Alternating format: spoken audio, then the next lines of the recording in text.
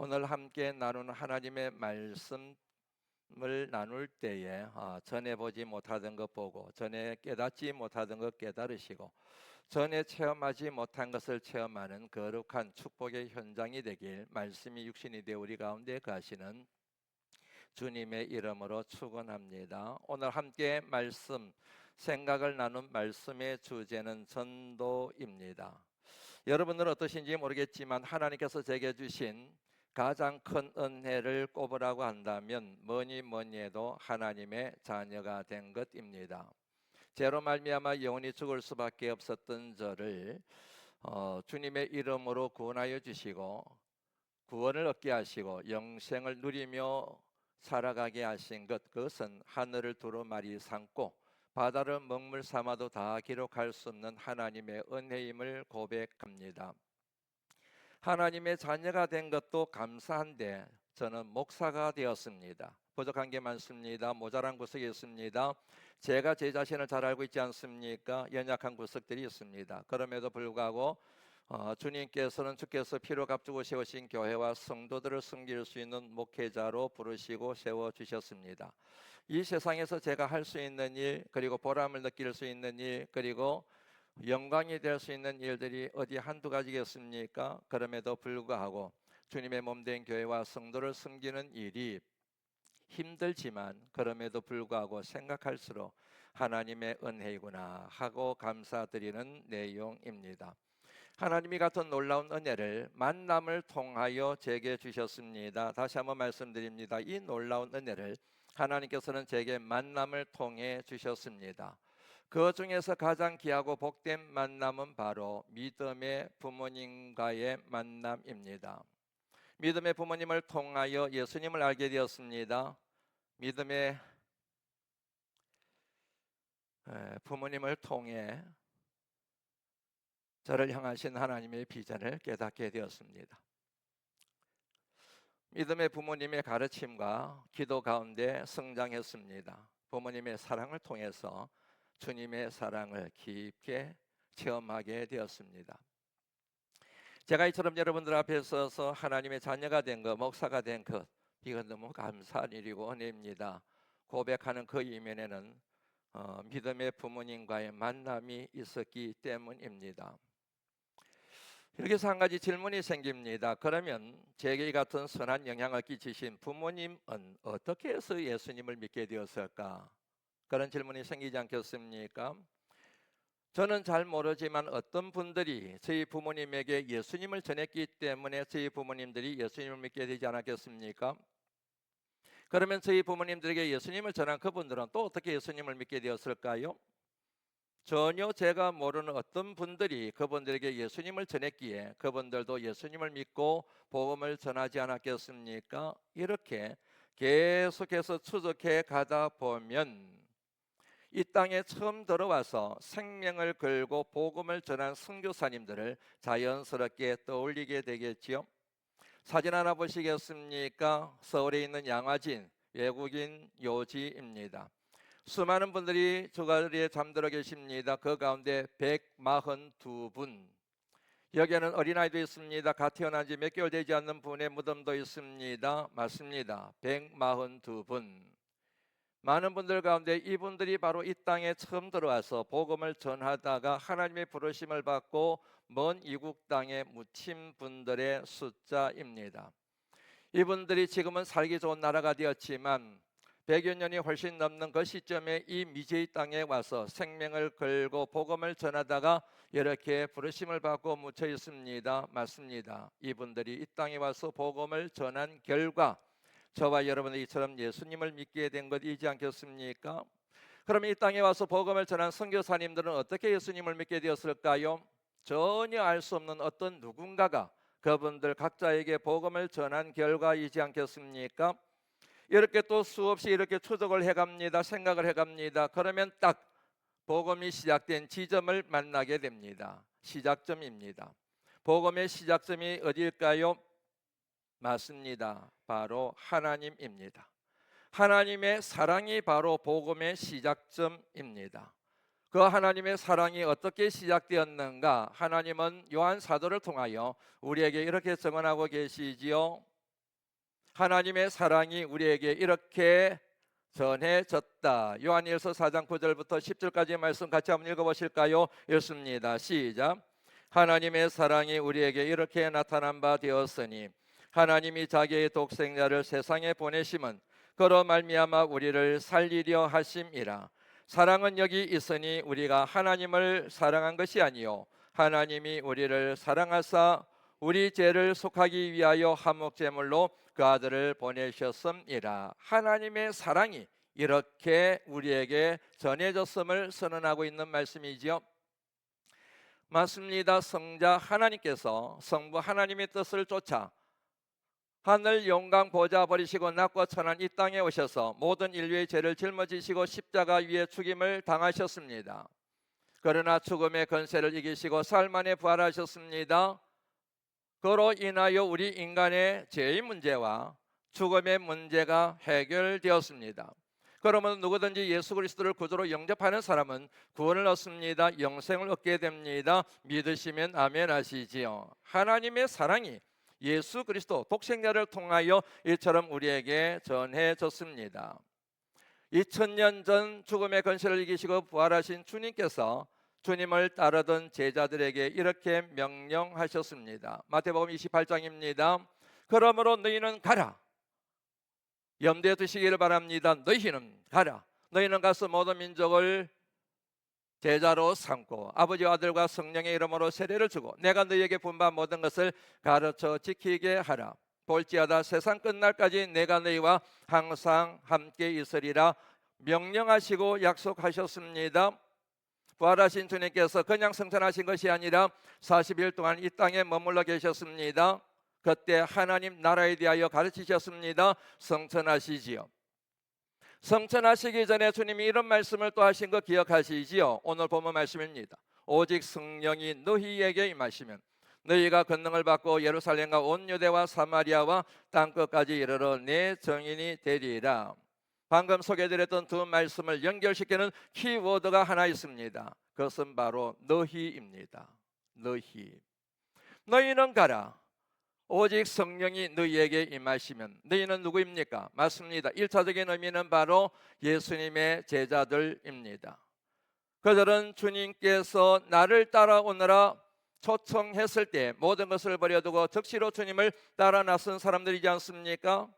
3년간 주님과 동행했습니다. 주님이 가르치시는 모든 말씀을 들었습니다. 주님이 행하시는 기적과 표적을 다 체험했습니다. 일종의 제자 훈련, 제자 교육을 받았습니다.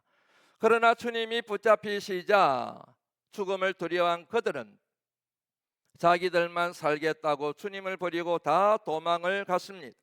주는 그리스도시요 살아계신 하나님의 아들입니다 했던 베드로, 이 사람들은 다 버릴지라도 나는 절대로 주님을 버리지 않을 겁니다. 죽어도 주님과 함께 죽을 겁니다. 그렇게 고백했던 베드로는 3번이나 부인하되 주님에 대하여 그 사람을 내가 알지 못하노라 그렇게 부인하며 저주하며 주님을 떠나갔습니다.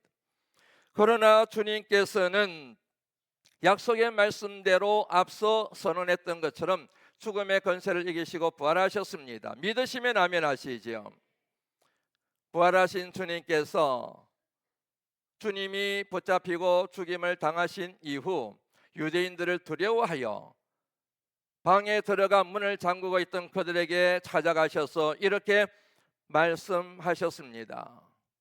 요한복음 10장 19절 말씀입니다. 너희에게 평강이 있을지어다. 그들을 찾아가셨습니다. 나무라지 않으셨습니다. 꾸짖지 않으셨습니다. 책망하지 않으셨습니다. 평강을 선언하셨습니다. 그리고 이어서 이런 말씀을 하시죠. 20절 말씀입니다. 너희에게 평강이 있을지어다. 아버지께서 나를 보내신 것 같이 나도 너희를 보내노라. 파송입니다. 하나님이 나를 이 세상에 파송한 것처럼 나도 너희들을 파송하노라. 그리고 이어서 이런 말씀하신 거 기억하시죠? 21절 말씀입니다. 숨을 쉬며 말씀하시기를 성령을 받으라. 맞습니다. 앞서 여러분에게 소개해드렸던 그 두 말씀에 나오는 너희는 바로 이 같은 주님의 사명을 위임받은 제자들입니다.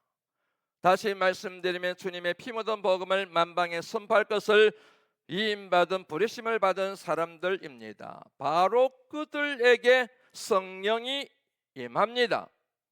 5절 본문 말씀입니다. 오직 성령이 너희에게 임하시면 너희가 권능을 받고 믿으시면 아멘 하시지요. 의문이 생겨요.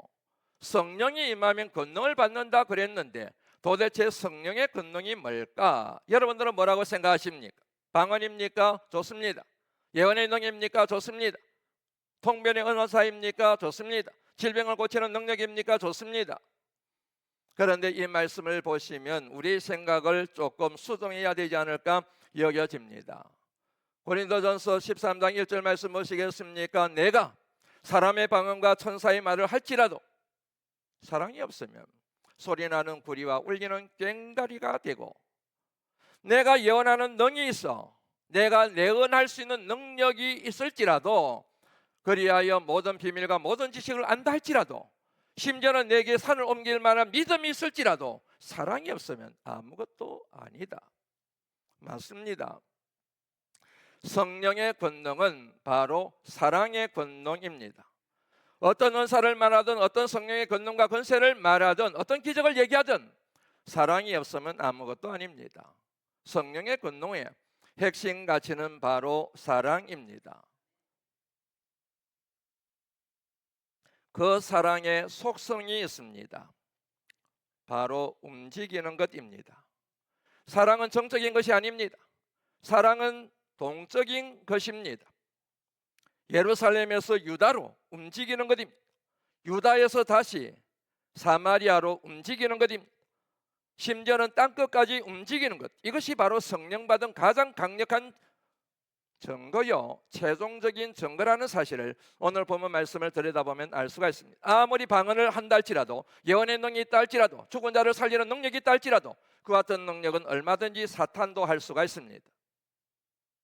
성령의 진짜 능력은 자신의 생각과 뜻에 따라 가는 것이 아니라 성령 하나님의 인도하심과 지시하심과 명령에 따라 가야 할 곳으로 가는 것, 움직이는 것, 그것이 바로 성령의 권능의 최종적인 능력임을 오늘 말씀이 우리에게 증언하고 있지 않습니까? 여기에는 원리가 있습니다. 내게서 다른 사람에게로 움직이는 거예요. 개인에서 공동체로 움직이는 것입니다. 가까운 곳에서, 예루살렘에서 먼 곳으로 움직이는 거예요. 편한 곳에서 불편한 곳으로 움직이는 거예요. 익숙한 곳에서 생소한 곳으로 움직이는 것입니다. 주님께서 하늘 영광 보좌 버리시고 낮고 천한 곳으로 이동하시고 움직이셨듯이, 찾아오셨듯이 화려한 곳에서 화려하지 못한 곳으로, 쉬운 곳에서 불편한 곳으로 이동하는 것, 움직이는 것, 이것이 바로 성령의 역사라는 사실을 오늘 말씀이 우리에게 가르치고 있는 교훈이지요. 그런데 그냥 가는 것이 아닙니다. 사랑을 가지고 갑니다. 하나님의 사랑을 가지고 갑니다. 그 하나님의 사랑 때문에 갑니다. 그 하나님의 사랑을 전하기 위하여 이곳에서 저곳으로, 높은 곳에서 낮은 곳으로, 쉬운 곳에서 힘든 곳으로, 화려한 곳에서 희천한 곳으로 찾아가는, 이것이 진짜 성령의 권능이라는 것이지요. 잘 아시겠지만 결코 쉬운 일이 아닙니다. 내가 가야지, 내가 움직여야지, 아무리 그렇게 결심하고 다짐해도 내 결심만으로 되는 것이 아닙니다. 성령이 임해야 합니다. 성령의 바람이 불어야 합니다. 바람이 불 때 나무가 움직이듯이 성령의 바람이 불 때에야 움직이는 역사가 일어나게 됩니다. 이와 같은 이유로 성령이 임재하게 되면 거기는 언제나 전에 움직이지 않던 사람이 움직이게 됩니다. 성령이 임재하게 되면 전에 보이지 않던 것들이 보이기 시작합니다. 전에 느끼지 못하던 것들을 느끼게 됩니다. 전에 생각하지 못했던 것들을 생각하게 됩니다.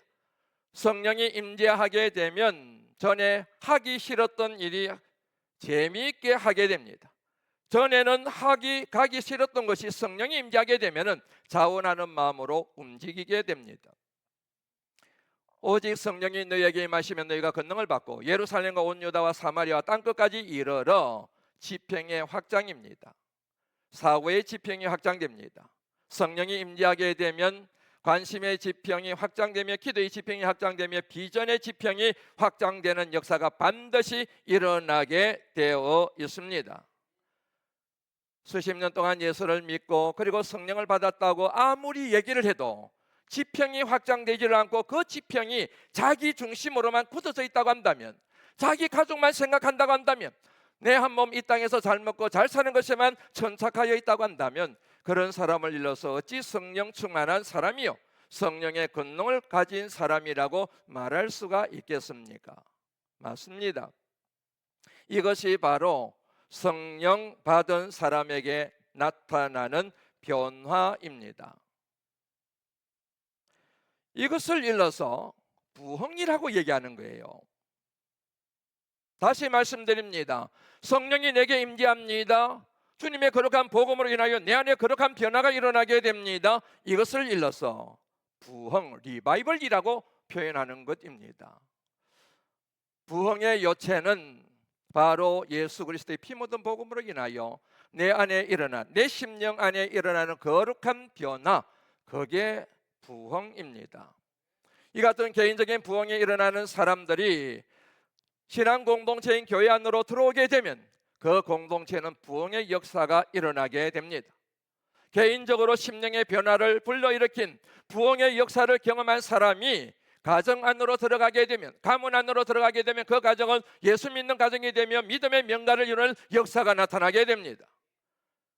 그분이 예수 그리스도의 복음을 믿고 성령으로 충만한 사람, 그리하여 개인의 부흥의 물결을 가지고 가는 곳마다 하나님 나라가 세워지는 역사가 일어나게 됩니다. 맞습니다. 부흥이란 여러분들이 알고 계시는 것처럼 단지 숫자가 성장하는 것을 말하는 것은 아닙니다. 다시 말씀드립니다. 부흥을 자꾸만 사람들의 머리 숫자가 늘어나는 것에 생각하여 개념을 정의하시면 상당히 문제가 있다는 얘기지요. 부흥의 핵심 가치는 하나님 나라. 하나님 나라가 건설되고 하나님 나라가 확장되고 하나님 나라가 회복되는 것이 진정한 성경적인 부흥, 리바이벌이라고 하는 사실을 오늘 말씀을 통하여 우리가 깨닫게 되지 않습니까? 오늘 보면 말씀 다시 한번 보시겠습니까? 끝부분에 이렇게 나오지요. 내 증인이 되리라. 예수 그리스도의 증인이 되리라. 예수 그리스도의 삶과 가르침의 증인이 되리라. 예수 그리스도의 삶과 가르침의 핵심 가치는 무엇입니까? 하나님 나라. 그러므로 내 증인이 되리란 이 말씀은 하나님 나라 회복의 일꾼이 되는 것을 의미하는 것이지요. 이 같은 명령을 부여받은 제자들에게 성령이 임하게 됩니다. 불의 같이 갈라지는 것들이 그들의 심령을 치고 지나가게 됩니다. 뛰쳐나옵니다. 흩어져서 각기 다른 언어들로 하나님의 큰 일에 대하여 선포하기 시작합니다. 핍박이 따릅니다. 박해가 찾아옵니다. 그럼에도 불구하고 그들은 그들의 사명의 끈을 놓지 않습니다. 포기하지 않습니다. 중단하지 않습니다. 생명을 걸고 예수 그리스도의 피 묻은 복음을 전파하기 시작합니다.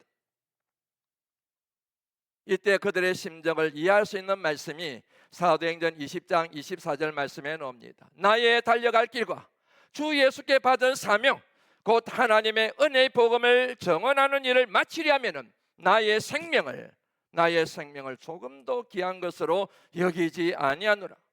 사도 바울만 그런 것이 아니라 모든 사람들이 다 그랬습니다. 왜요? 죽음의 권세를 이기시고 부활하신 주님을 그들이 만났기 때문입니다. 사명에 대한 확고하고 분명한 믿음이 그들에게 있었기 때문에 죽음도 그들의 사명을 막을 수가 없었던 것입니다. 그리하여 그들은 피를 뿌려가면서 피를 흘려가면서 복음을 전합니다. 이 사람에게 전합니다. 저 사람에게 전합니다. 그 복음을 받은 사람은 또 다른 사람에게 피를 흘려가며 복음을 전합니다.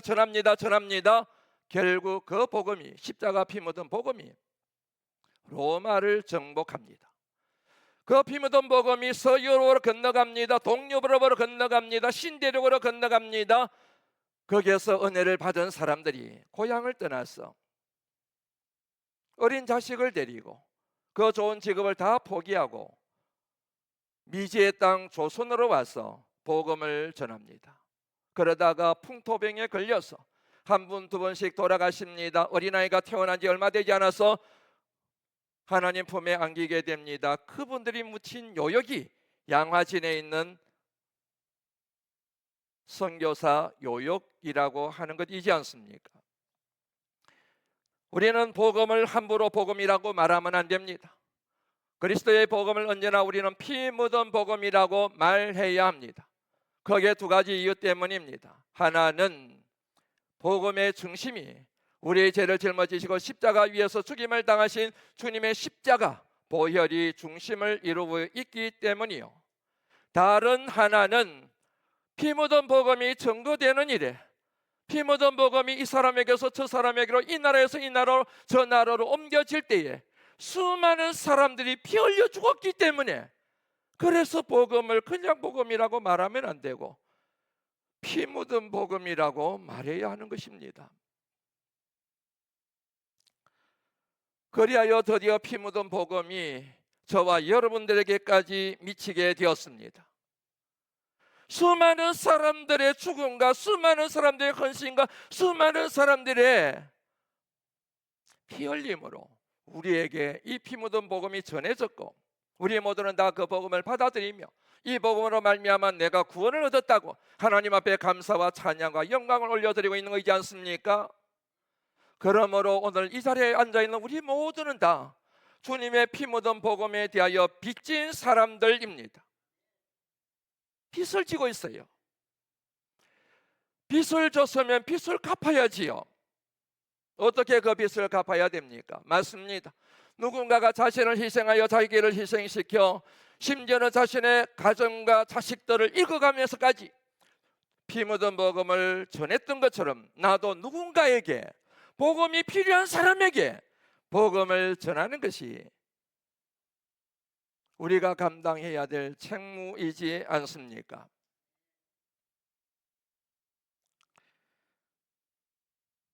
사랑하는 성도 여러분들에게 묻습니다. 여러분들은 주님의 피 묻은 복음으로 구원 얻은 줄 믿으십니까? 천국 갈 걸 믿으십니까? 그런데 왜 복음을 안 전하십니까? 예수 그리스도의 피 묻은 복음의 능력을 믿는다고 고백하는 사람이 만약에 그 피 묻은 복음을 전하지 않고 있다고 한다면 그분의 믿음은 잘못된 믿음이 아닐까요? 이 피 묻은 복음을 믿고 천국 간다고 믿는다고 한다면 반드시 그 복음을 전하는 것이 마땅한 상식이지 않겠습니까?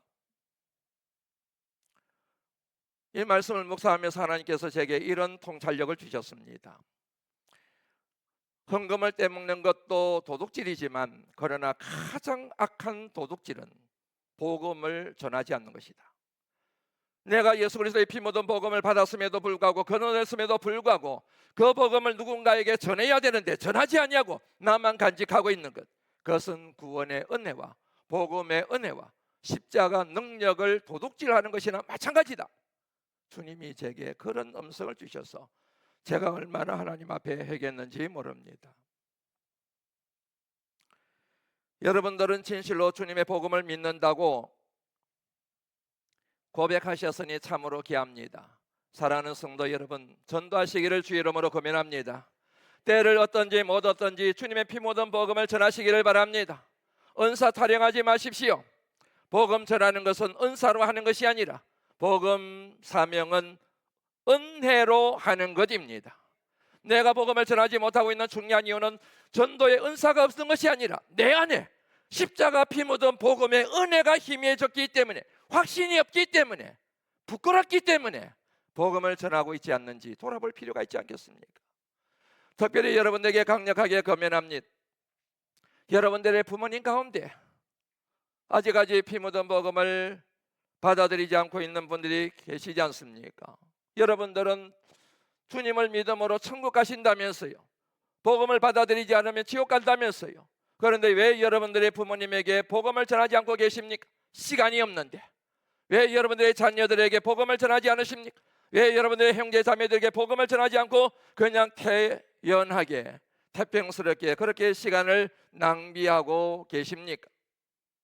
우리 가족은 다 예수를 믿어서 참 감사하다, 이런 생각이 이 설교를 들으시는 이 시간 드십니까? 그러면 여러분 그 은혜를 생각하며 거리로 뛰쳐나가서 죽음의 길을 걸어가고 있는 수많은 사람들에게 복음을 전해야 되지 않겠습니까? 3월 달부터 거리 전도가 본격적으로 또 시작되려고 합니다. 그리고 이제는 한 달에 한 번씩 오후 찬양 예배 시간에 거리로 뛰쳐나가서 찬양 전도를 하면 좋겠다는 생각이 듭니다. 홈플러스에 가서 로데오 거리에 가서 우리 교인들이 함께 찬양을 부르고 그냥 돌아오는 거 있지요. 전부여 어지없어서 손들고 합니다. 주 나를 박대하시면 나 어디 가리까. 그 찬양을 부르고 그냥 돌아오는 것만으로도 참으로 좋은 전도가 되겠다는 생각을 해서 제안하는 방법입니다. 그리고 올해는 여러분 우리 교회가 여러 가지 면에서 전도하려고 합니다. 빈자리를 채우기 위해서가 아닙니다. 교회 그냥 숫자가 부흥하는 것, 그것이 욕심나서가 아닙니다. 목회자이기 때문에 저도 욕심이 있습니다. 그런 부분에 대하여 마음이 끌리는 부분이 있습니다. 그러나 그것보다 더 중요한 것은 주가는 영혼을 우리가 이대로 더 이상 방치해서 안 되는 하나님의 준엄한 경고의 음성 때문입니다. 이 같은 뜻을 잘 안고 있는 말씀이 바로 로마서 10장 14절 15절 말씀인데 같이 한번 읽어보실까요? 읽습니다. 시작.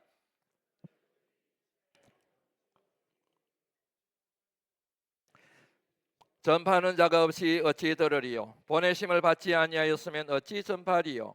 기록된 바 아름답도다. 좋은 소식을 전하는 자들의 발이여 함과 같으니라. 아멘. 중요한 것 하나 말씀을 드리고 싶습니다. 그것은 바로 우리 삶을 통하여 예수 그리스도의 피 묻은 복음을 전해야 된다고 하는 사실입니다. 오래전에 미국에서 이미 목회를 할 때 어떤 집사님이 오셔서 한 얘기가 제 목회에 굉장히 중요한 하나의 토대가 되었습니다. 목사님, 어떤 분에게 제가 전도를 했는데요, 이런 일이 있었습니다. 그러면서 하신 얘기입니다. 20년이 훌쩍 지났는데도 불구하고 제 심령 깊은 곳에 아픔과 상처로 남아 있습니다. 어떤 분에게 복음을 전하셨습니다. 그랬더니 그분의 반응이 저는 죽어도 교회 안 나갑니다. 죽어도 예수 안 믿습니다. 그러더래요. 예수 안 믿으면 지옥 가는데요. 그렇게 대꾸를 했더니 그래도 저는 예수 안 믿을 겁니다. 그래도 저는 교회 안 나갈 겁니다. 그래서 궁금해서 물으셨답니다. 도대체 그 이유가 뭡니까? 라고 물었더니 그분의 입에서 이런 얘기가 나왔다고 합니다. 제게 깊은 상처를 준 원수 같은 사람이 있는데 그분이 교회 다닙니다. 그분이 신앙생활 잘하고 있는 것으로 제가 듣고 있습니다. 봉사도 많이 하고 있는 것으로 알고 있습니다. 그러면 그분은 죽어서 천국 갈 거 아니겠습니까? 그리고 제가 예수님을 믿습니다. 그러면 저도 천국 갈 거 아니겠습니까? 그러면 천국 가서 이 사람을 만날 터인데 그러면 천국이 제게는 더 이상 천국이 아니라 지옥이 되어버립니다. 이 세상에서도 만나기 싫은 원수 같은 사람인데 그런 사람을 천국에 가서 만나다뇨? 말도 안 되는 얘기입니다. 저는 차라리 지옥 가겠습니다. 지옥이 제게는 천국입니다. 그 얘기를 여러 번 듣는데 제가 얼마나 깊은 상처를 받았는지 모릅니다. 그 얘기 자체에 얼마나 깊은 상처가 되었는지 지금까지도 제 마음을 아프게 만드는 얘기 중에 하나입니다. 제 얘기하는 것 양해해 주시기를 부탁을 드립니다. 전에 섬기던 교회 담임 목사로 부임을 했습니다. 얼마 지나지 않았는데 중년 이상의 연세가 드신 노부부가 오셔서 등록을 하셨어요. 간지 얼마 안 돼서 등록해서 너무 기쁘고 좋았지 않겠습니까? 그래서 그 연유를 물었습니다. 아니 어떻게 우리 교회를 알고 오셨습니까? 어떻게 등록하시게 되었습니까? 그랬더니 그 사정을 얘기를 하시는 거예요. 친구 몇 분과 더불어서 산에 뒤에 있는 동산에 이렇게 산책을 하는데 어떤 젊은 분이 앞으로 쑥 지나가면서 죄송합니다, 먼저 좀 지나가겠습니다, 그렇게 인사를 하고 지나가더래. 그래서 이분이 요즘에 저런 젊은 분, 예의 바른 젊은 분이 다 있네, 그런 생각을 하면서 친구들한테 얘기를 했대요. 그랬더니 어떤 분 중에 그 친구분 중에 한 분이 저분이 최근에 무슨 교회 담임 목사로 부임한 목사님이래, 그런 얘기를 하더랍니다. 그때 이분이 이렇게 생각을 하며 말을 했답니다. 저런 분이 목회를 하는 교회라고 하면 괜찮지.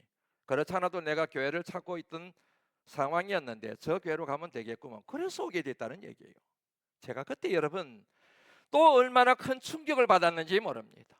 그냥 지나갑니다. 말 한마디 했을 뿐입니다. 행동 한 자락을 남겼을 뿐입니다. 그게 나도 모르는 사이에 열매가 된다는 거예요.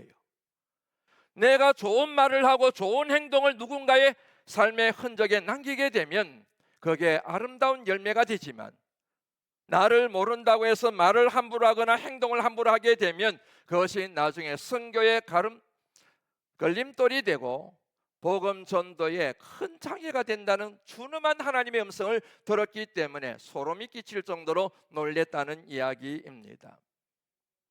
여기 앞에 한번 보시겠습니까? 평안하여 든든히 서가는 교회. 원래 하나님께서 우리 교회에 주신 메시지입니다.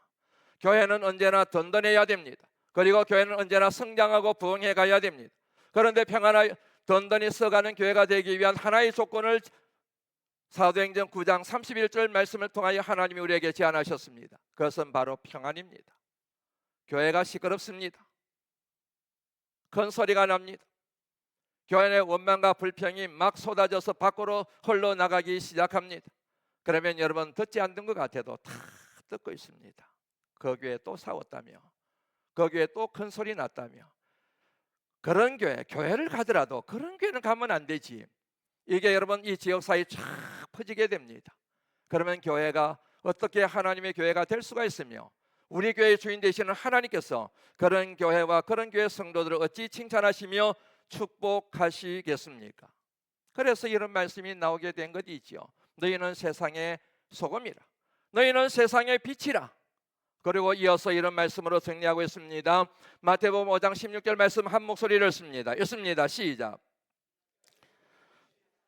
비치게 하여 그들로 너희 착한 행실을 보고 하늘에 계신 너희 아버지께 영광을 돌리게 하라. 아멘. 이제 말씀을 마무리하려고 합니다. 오래전부터 제가 하나님 앞에 간절하게 기도했던 제목이 하나 있었습니다. 그것은 능력이었습니다. 저는 정말로 능력 있는 목사가 되고 싶었습니다.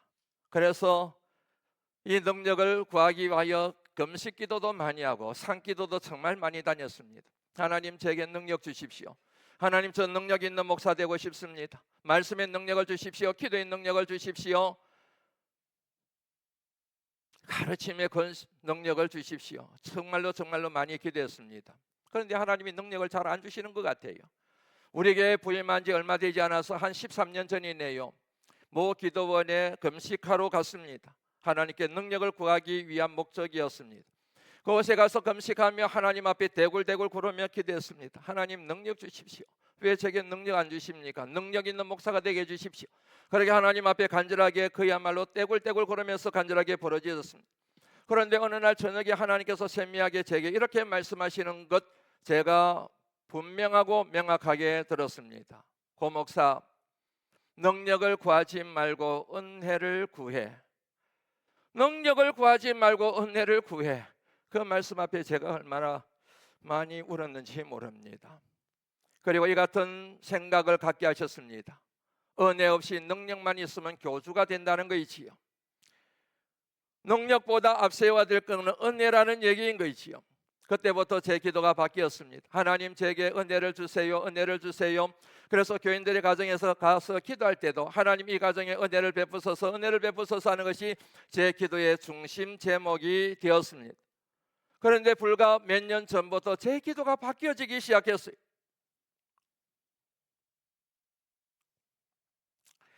이렇게 기도가 바뀌어졌습니다. 하나님 제게 불쌍히 여기는 마음을 주세요. 하나님 지금까지 목회를 하고 성경도 많이 알고 있고 이런저런 공부도 많이 했지만 하나님 제 안에 불쌍히 여기는 마음이 부족한 것 같습니다. 교인들이 밉습니다. 싫습니다. 화가 납니다. 안타깝습니다. 하나님 그런데 그런 마음은 옳을지 모르겠지만 제 마음속에 우리 교인들을 불쌍히 여기는 마음이 없는 것 같습니다. 하나님이 되어야 되겠습니까? 하나님 제게 불쌍히 여기는 마음, 우리 장로님들을 불쌍히 여기고 안수 집사님들을 불쌍히 여기고 속썩이는 분들도 불쌍히 여기고 화나게 만드는 분도 불쌍히 여기고 뛰쳐나가는 분도 불쌍히 여기고 모든 사람들을 하나님 불쌍히 여기는 마음을 제게 주세요. 불쌍히 여기는 마음을 제게 주세요. 주님도 저를 불쌍히 여기셨는데 제게 불쌍히 여기는 마음이 부족합니다. 그러니까 자꾸만 화가 나고 짜증이 나고 피곤하고 힘이 들고 그런 것 같습니다. 하나님 제게 불쌍히 여기는 마음을 주세요. 불쌍히 여기는 마음을 주세요. 그렇게 기도를 하기 시작했다는 얘기입니다. 여전히 배가 고픕니다. 여전히 제 안에 불쌍히 여기는 마음이 부족한 것 같아서 너무너무 속이 상합니다. 특별히 이 말씀을 접하면서 제 마음은 더 안타까움으로 넘쳐나는 것 같습니다.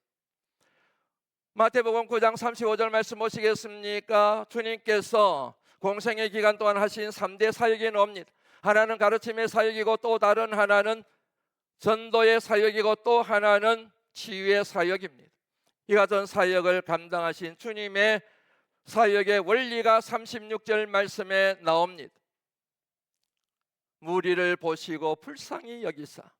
주님은 무슨 사역을 하시든 항상 불쌍히 여기셨, 화내시거나 분노하지 않으셔서 제자들이 주님을 부인하고 도망갔을 때도 분노하시면서 책망하지 않으시고 너희들에게 평강이 있을지어다 그렇게 선언하신 주님이시지 않습니까?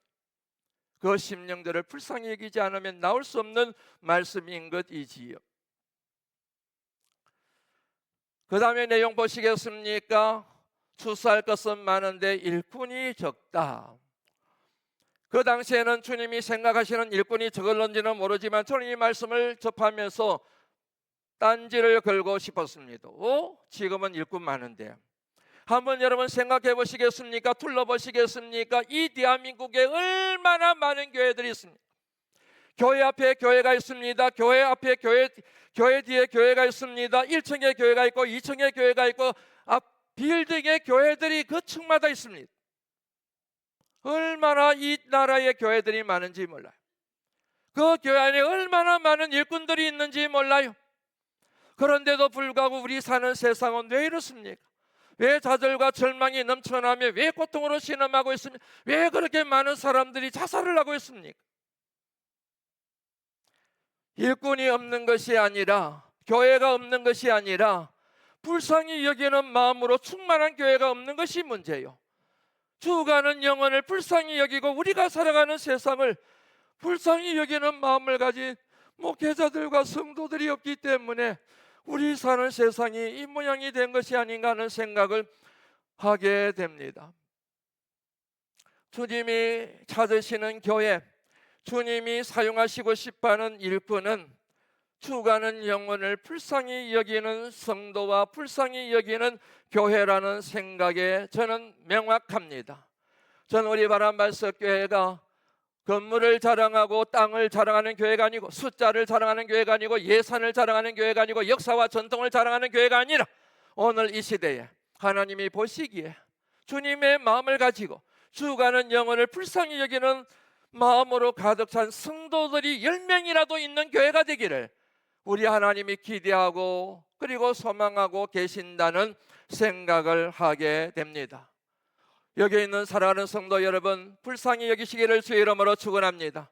배우자를 불쌍히 여기시고 자녀들을 불쌍히 여기시고 부모님들을 불쌍히 여기시고 옆에서 함께 일하는 모든 직원들을 불쌍히 여기시고 식당에 가서 밥을 먹는데 기도하지 않는 분을 보면 그분의 영혼이 불쌍해서 눈물이 나와서 그분의 영혼을 구원해달라고 기도가 나오는 그런 심령을 가질 그때에 우리 바람반석교회가 오늘 이 시대에 하나님의 영광의 통로로 쓰임받게 될 줄로 믿습니다. 그런 귀한 성도님들이 다 되시기를 말씀이 육신이 되어 우리 가운데 가시는 주님의 이름으로 축원합니다. 하나님 감사합니다. 죄로 말미암아 영원히 죽을 수밖에 없었던 저희들을 구원하여 하나님의 자녀 사냐 주심을 감사합니다. 하나님의 자녀 된 것만 해도 감사한데 하나님의 자녀로 살아갈 수 가는데 필요한 모든 권세를 허락하여 주시니 더 감사를 드립니다. 그러나 그 같은 권세를 주신 하나님의 의도와 뜻을 모르고 그 하나님이 주신 은사와 권세를 낭비하고 허비하며 살아왔음을 주님 앞에 고백하며 회개합니다. 하나님, 저희들의 죄악을 용서하여 주옵소서. 하나님이 주신 권세와 권능과 은사로 섬기며 살기 원합니다. 복음을 전하며 살기 원합니다. 사랑하며 살기를 원합니다. 이 세상에 하나님 나라가 건설되고 확장되는 일에 쓰임받는 우리의 인생과 우리의 달란트가 되기를 간절히 빌고 소망합니다. 우리의 심령 가운데 불쌍히 여기는 마음, 전도의 영을 부어 주시옵소서. 그리하여 때를 얻든지 못 얻든지 항상 예수 그리스도의 피 묻은 복음을 전하여 하나님의 뜻을 이 땅에 이루는 하나님의 사람들이 다 되게 역사하여 주옵소서. 아직 예수님을 믿지 않는 우리의 부모님들과 우리의 자녀들과 우리의 형제 자매들을 불쌍히 여겨 주옵소서. 그분들이 속히 주님 앞으로 들어오기를 원합니다. 그분들이 속히 구원 얻기를 간절히 빌고 소망합니다. 하나님, 우리 바람반석교회가 우리 교회의 주인 되시는 주님의 뜻에 따라 전도의 강국, 선교의 강국이 되기를 원합니다. 죽어가는 영혼을 불쌍히 여기는 마음으로 가득 찬 일꾼들로 채워 주옵소서. 하나님께 귀한 예물을 봉헌합니다. 믿음 주심을 감사합니다. 이 믿음의 증거가 우리 삶 가운데 넘치게 하여 주옵소서.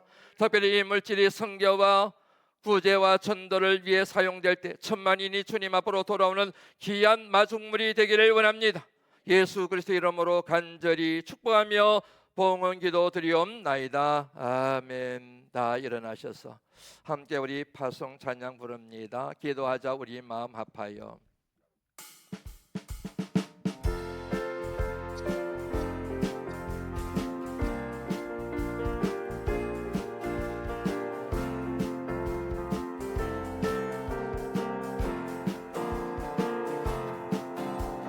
기도하자. 우리 마음 합하여. 기도하자. 우리 마음 합하여. 할렐루야 아멘. 할렐루야 아멘. 기도하자. 우리 마음 합하여. 찬송하자. 우리 모두 주님께.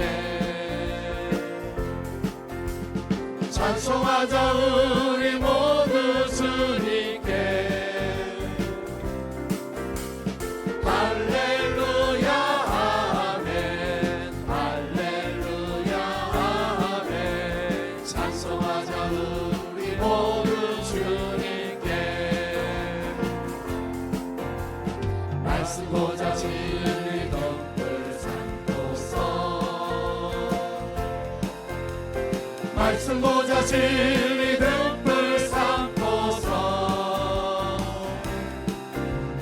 할렐루야 아멘. 할렐루야 아멘. 말씀 보자. 진리 덕을 삼고서. 예배하자. 주님 영광 바라며. 예배하자. 주님 영광 바라며. 할렐루야 아멘. 할렐루야 아멘. 예배하자. 주님 영광 바라며. 전도하자. 함께 기쁜 소식을. 전도하자. 함께 기쁜 소식을.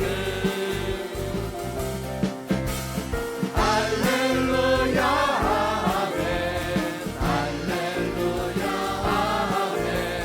전도하자. 함께 기쁜 소식을. 이제는 온 인류를 구원하시기 위해 하늘 영광 보좌 버리시고 낮고 천한 이 땅에 오셔서 온갖 고난과 수치와 멸시를 다 당하시고 결국에는 십자가 위에서 죽임을 당하셨으나 죽음의 권세, 사망의 권세를 다 이기시고 사흘 만에 부활하심으로 모든 인류의 영원한 산소망이 되시며 참 구원자가 되시며 평강의 왕이 되시는 우리 주 예수 그리스도의 은혜와 저희를 사랑하시되 이처럼 사랑하시는 하나님 아버지의 영원하신 사랑하신 것, 보혜사 성령님의 감화 감동 교통 충만케 하심이 주님의 피 묻은 복음의 은혜 받은 자로 그 빚을 갚는 심령으로 아직까지도 주님의 복음을 영접하지 못하고 있는 수많은 사람들에게 주님의 피 묻은 복음을 전하는 전도자가 될 것을, 선교사가 될 것을 마음속에 다짐하고 이 성년을 떠나는 주의 귀한 종들과 가정과 하시는 일 가운데 선교의 강국, 전도의 강국을 이루어 주님의 피 묻은 복음을 땅끝까지 전파해야 될 우리 바나바스교회 앞날과 비전 가운데 주님의 피 묻은 십자가 복음이 절대적으로 필요한 나라와 민족과 열방의 모든 사람들 가운데 지금부터 영원까지 함께하시기를 간절히 축원하옵나이다. 아멘.